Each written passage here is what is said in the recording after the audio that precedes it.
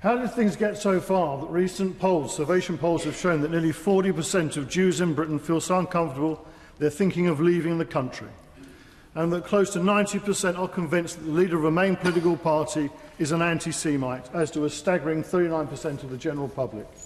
How is it that part of the UK no longer feels that a party that has always stood up for justice, liberty and progress is the wrong one to entrust their lives and that of their children so intensely to the point that so many are considering emigration?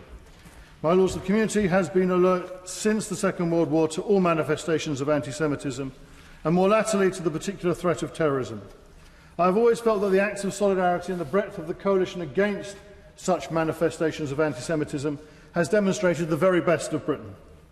In the 80s, I felt what others had before, and that was not just the conditionality of the far left, not the Labour Party, but the far left, but its movement to embrace aspects of anti-Semitism. And I felt it on campus with the banning of Jewish societies, and even with the actions of some student activists in 1994 who bombed a Jewish community centre in North London, an act which single-handedly transformed the view of the security of this community. In 1984, an anti-Zionist Jew called Steve Cohen wrote a book calling out the far left for its anti-Semitism called "That's Funny, You Don't Look Anti-Semitic." I commend it to everyone. It's as relevant today as it was then.